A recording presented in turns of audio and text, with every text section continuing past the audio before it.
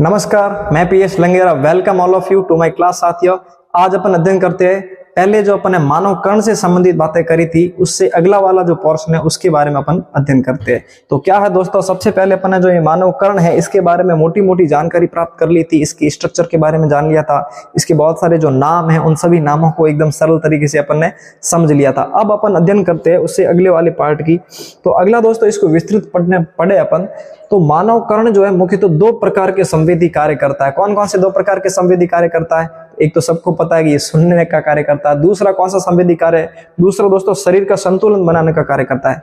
संतुलन बनाने का कैसे कार्य करता है? तो जैसे कि अपन ऐसे टेढ़े हो जाते, यूं ऐसे ऐसे मुड़ जाते, तो अपन अपना मस्तिष्क क्या कहता है, भाई ऐसे टेढ़ा मत, तो एकदम सीधा हो जा। वो सीधा, ये जो मस्तिष्क की स्थिति आती है ऐसी, वो कौन करता है? तो वो मानव मस्तिष्क को जो है, ये अपना जो कर्ण है, ये कर्ण संदेश देता है कि भाई तू टेढ़ा हो गया तो तेरे शरीर का संतुलन बना। और यदि आपने ये भी आपने देखा होगा, कोई थप्पड़ मारता है खींच के कान को, तो ये संतुलन बिगड़ जाता है और आदमी गिर जाता है।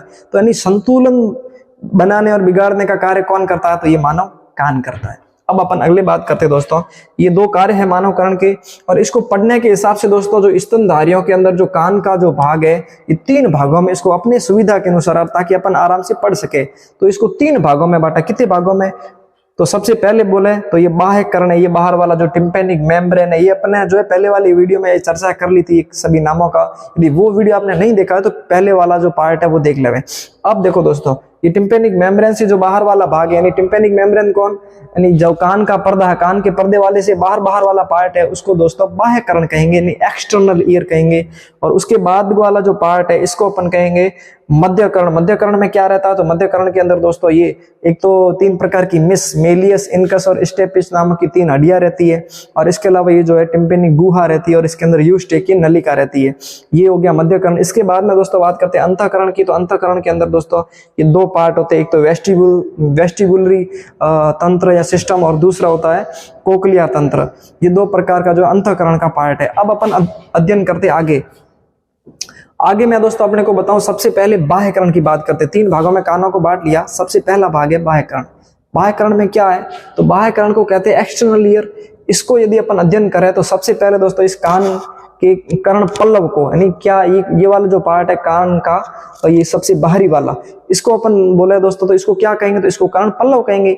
और कर्ण पल्लव को मैंने आपको पहले वाले वीडियो में क्या बताया था, ये सबसे बाहर वाला पार्ट है, इसको दोस्तों पिन्ना बोलते हैं। और अंदर ये जो गोल गोल वाला पार्ट है इसको कॉनका कहते हैं। और कॉनका से अंदर जो एक घोंगली जाती है लगभग 2 सेंटीमीटर लंबी, 2-2.5 सेंटीमीटर लंबी, तो उसको अपन क्या कहेंगे? उसको दोस्तों बोलते हैं मीटस। क्या बोलते हैं दोस्तों?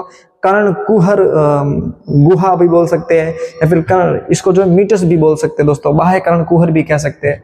ठीक है, ये दो पार्ट हो गए दोस्तों। इसके बाद में यदि मैं बात करूं मध्य कर्ण की, किसकी बात करता हूं दोस्तों? मध्य कर्ण की। मध्य कर्ण क्या होता है?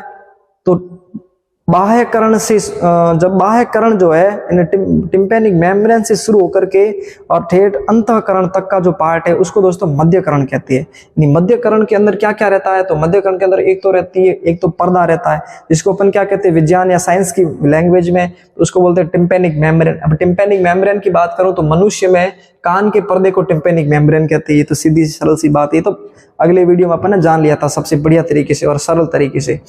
अब बात करता हूं, यह शंक्वाकार झिल्ली होती है, यानी शंकु के आकार की, यूं थोड़ी सी, यूं शंकु कैसा होता है, यूं ऐसा मुड़ा हुआ होता है, तो एकदम पूरी मुड़ी हुई भी नहीं लेकिन हल्की मुड़ी हुई होती है, इसलिए इसको शंकु के आकार की कहते हैं।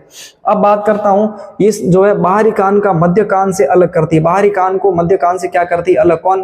तो टिम्पेनिक मेम्ब्रेन करती है।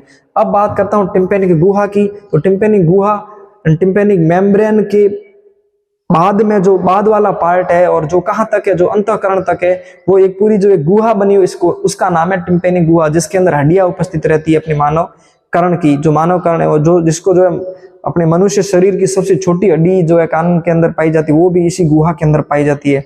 अब इसकी बात कर तो कर्ण पटल और अंतःकरण के मध्य स्थित गुहा, जिसमें कर्ण अस्थियां पाई जाती है। अब कर्ण अस्थियां दोस्तों कौन सी पाई जाती है, तो उसके बारे में आपको अच्छे से बताता हूं, तो सुनिएगा। इस गुहा के अंदर कौन सी हड्डियां पाई जाती है, उस हड्डियों की बात करूं दोस्तों, ये कर्ण अस्थियां। कर्ण अस्थियां बहुत महत्वपूर्ण है और इससे संबंधित दोस्तों प्रश्न पूछते रहते हैं, तो जान लेना। सुनो, यह टिम्पेनिक गुहा में स्थित आपस में एक दूसरे सिरों से जुड़ी हुई 3 जोड़ी अस्थियां होती है। कितने जोड़ी है? 3 जोड़ी। कहाँ होती है? तो टिम्पेनिक गुहा के अंदर होती है। सबसे पहली हड्डी की बात करूं तो मैंने आपको बता दिया था मिस यानी एम, मेलियस, इनकस और स्टेपिच, MIS। तो सबसे पहले बात करता हूं दोस्तों इसकी, इसका नाम क्या है? इसका नाम है दोस्तों मेलियस। क्या नाम है दोस्तों? मेलियस। ये मेलियस जो हड्डी है कैसी होती है? मेलियस हड्डी होती है दोस्तों हथौड़े के जैसे, जिस प्रकार इसका ये दिख रहा है आकृति, इसका आकार दिख रहा है, ये किस प्रकार है? हथौड़े के जैसा। ये प्रश्न आता है कि मानव कर्ण की कौन सी हड्डी जो है ये हथौड़े के आकार की होती है या घन के आकार की होती है? तो वो है दोस्तों सबसे पहली मिस जो है मेलियस जिसका नाम है। और ये कहाँ रहती है? तो ये हड्डी रहती है दोस्तों कान का जो अपना पर्दा होता है, कान के पर्दे से एक सिरा टकराया हुआ और दूसरा सिरा जो है इनकस से टकराया हुआ रहता है, ये मेलियस है। और ये जो है आर्टिकुलर अस्थि के रूपांतरण से दोस्तों बनी होती है। और दूसरी हड्डी की मैं बात करूं दोस्तों, इसका नाम है इनकस। और इसको दोस्तों ये किसके आकार की होती है? ये होती है निहाई के आकार की। यहाँ पर लिखा मैंने निहाई। निहाई क्या होता है?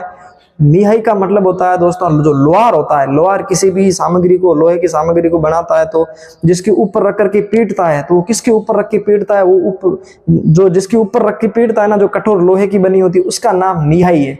तो इस ये आकृति उसी प्रकार है जैसे ये निहाई है, मानो ये यहाँ इसके ऊपर रख करके वो लोहार पीटता हुआ वैसे ही ये सरफेस बना हुआ है। इस ये जो है ना आकृति है ना इसकी बनी हुई है इनकस की, वो निहाई के आकार की है।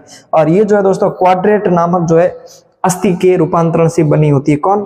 तो ये इनकस। और इसके बाद में तीसरी जो हड्डी है ये आती है स्टेपिच। स्टेपिच कैसी है? तो स्टेपिच है दोस्तों घोड़े के रकाब के जैसे। घोड़े के रकाब कैसी होती है? तो ऐसी होती है जिसके ऊपर ऐसे पैर रख करके चढ़ता है ना दोस्तों, ये तो घोड़े के रकाब के समान होती है। और ये जो है आयोमैंडिबुलर